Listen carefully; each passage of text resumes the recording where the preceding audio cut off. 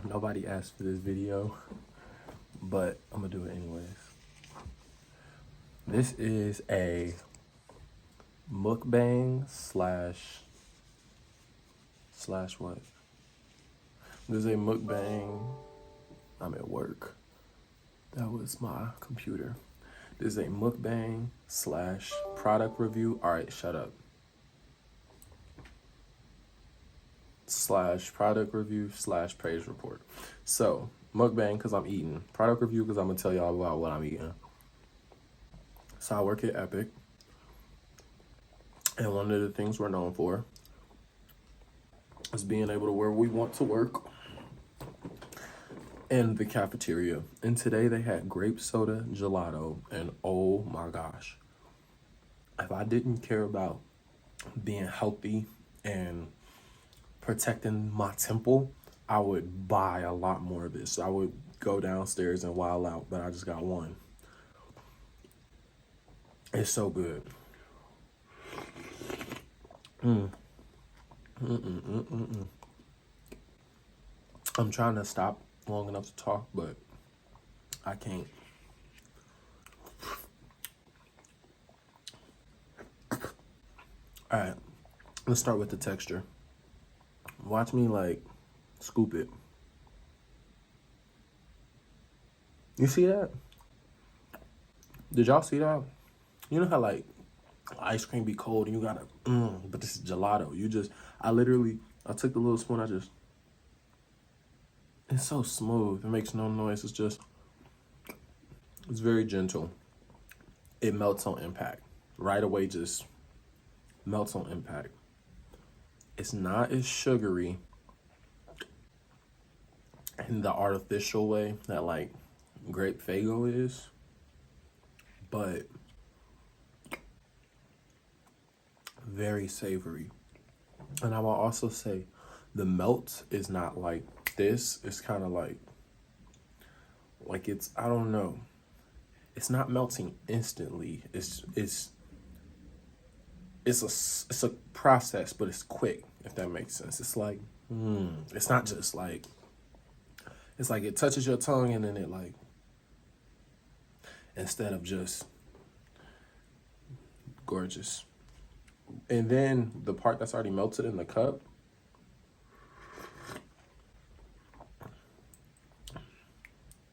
it's like the best drink ever. Wow. Good job, Epic. Let me tell y'all what I got for lunch, though. So today they had Alabama hot chicken. I didn't eat it yet, but I had it before. It's bust downtown. And then I got an oyster po' boy. Oyster and mushroom po' boy. Like what? Where do they do that at, y'all? I'm telling y'all, the cafeteria here be going crazy. But yeah, 12 out of 10 on this ice cream. I'm sorry, gelato. Then, I want to talk about the color. Presentation is everything. It's a very calm purple. You know, a lot of time you see like the grape sodas and stuff, it'd be dark purple, you know? And I'm glad this is a much more like Pierre Bourne purple. It's very pretty. It's very nice. You know what I'm saying? It's very nice. Now, I don't know how they got the temperature right because I haven't gotten any brain freeze. And I've been eating it pretty fast. No brain freeze, so shout out to them. I don't know how they did that. This is crazy. I say you're not supposed to eat dessert before dinner, but this is before lunch. Wow. How am I supposed to work after this?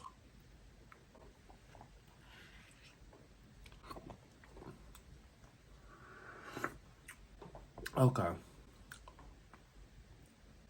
I said this video was also going to be a praise report. When did I decide that? I decided that 0.3 seconds before I started this video.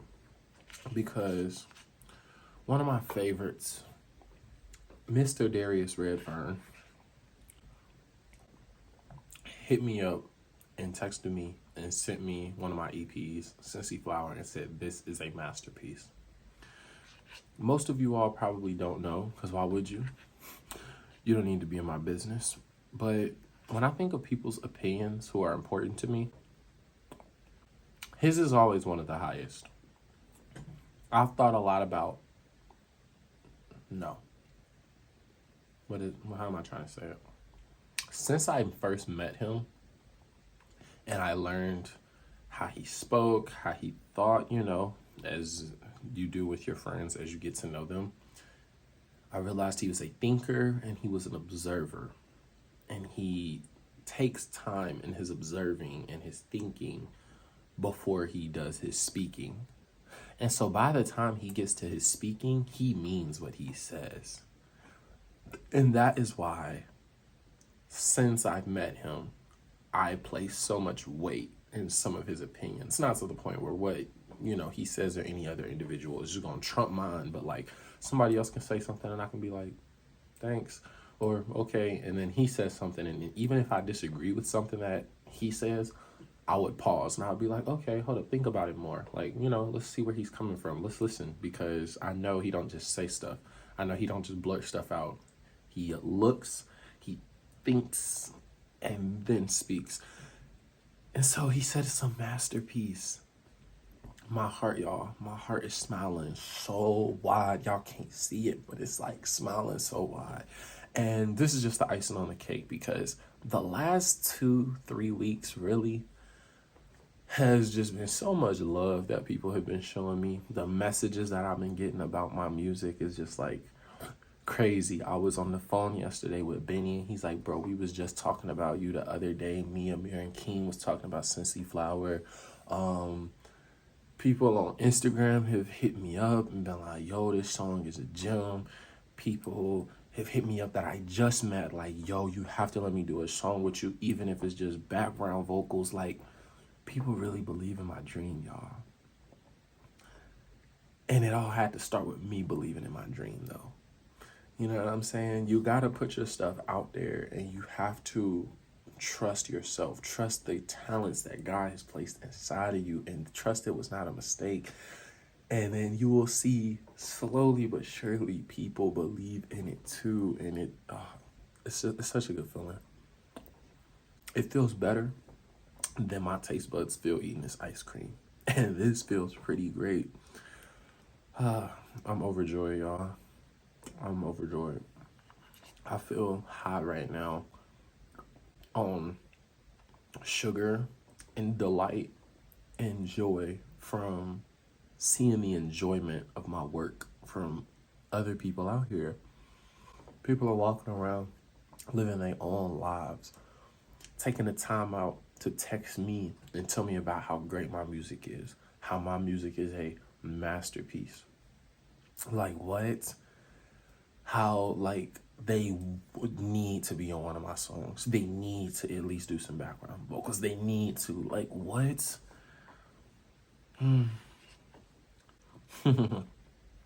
This is a girl I got a crush on, right?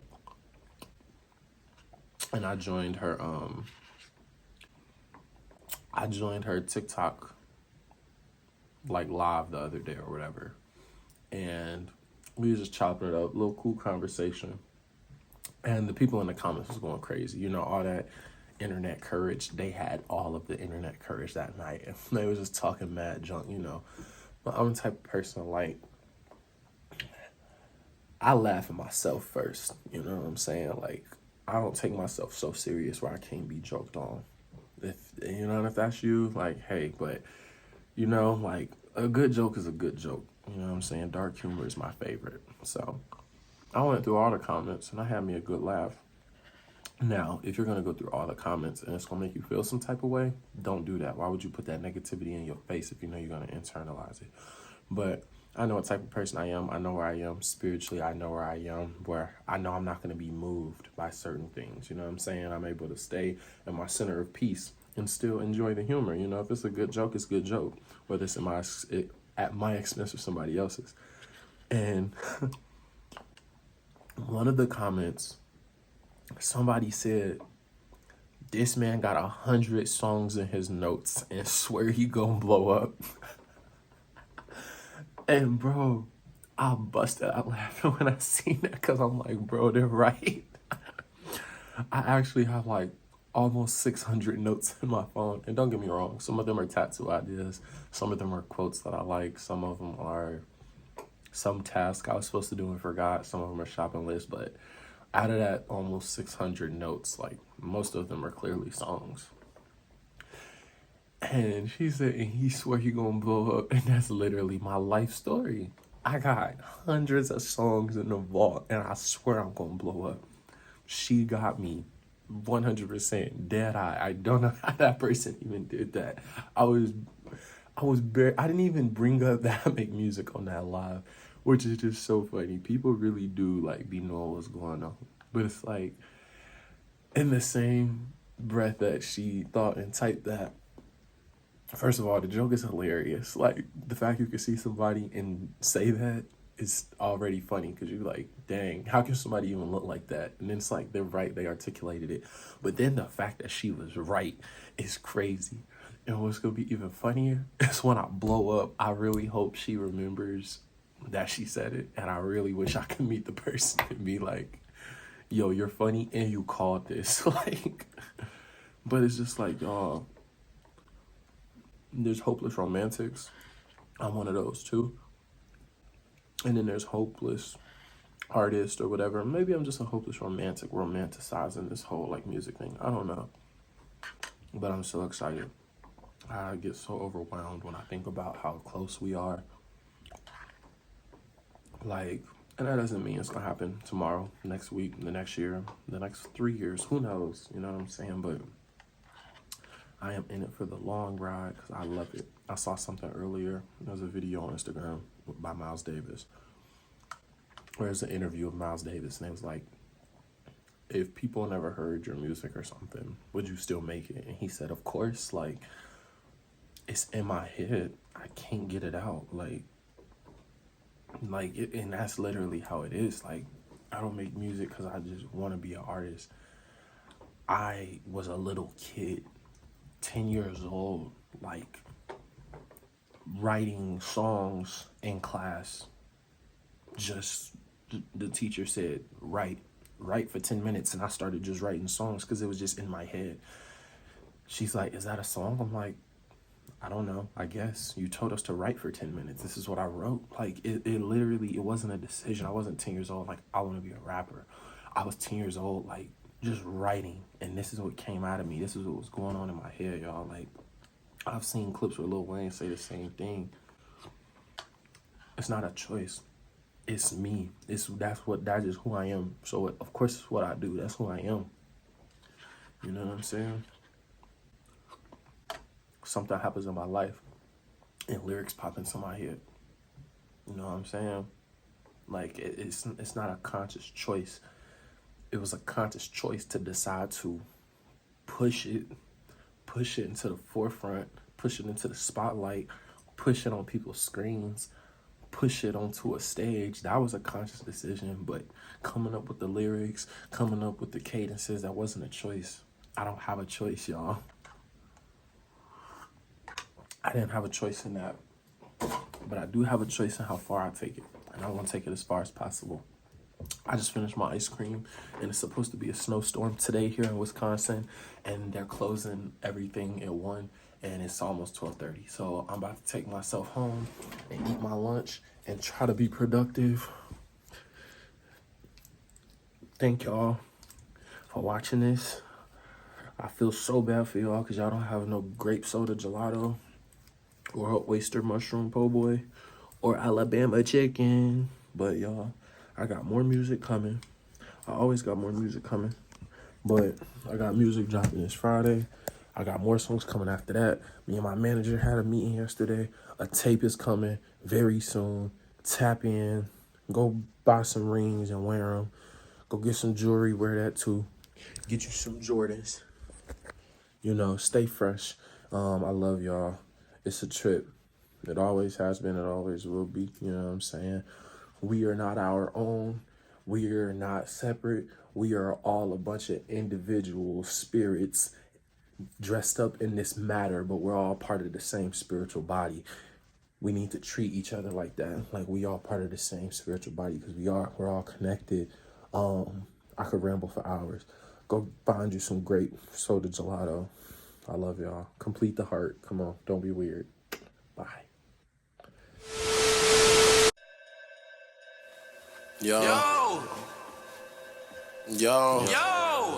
Yo, cut that out. Excuses. I don't need no explanation about what place you in. If I aim, it's hit. If I play, I win. Dealt a pretty good hand in the simulation. Patience, I'm really running out. Cause I don't get y'all, I get pissed off when I hear singles that belong in a pit star. Like, why this coming out? Why he running out? My name is Joe Witter, I'm the winner, unannounced. So can I kick it like it's kickball? We at recess, boys and girls know I be fresh like it's menthol. Baggy clothes and I rock bald. Haircuts, my car, whole life. All I wanna do start with the big dogs. On the big ball, wait, reset. Industry names already saying that he's next. You can disrespect. I'm a heat check, reload, shoot again. Hit you right where your V.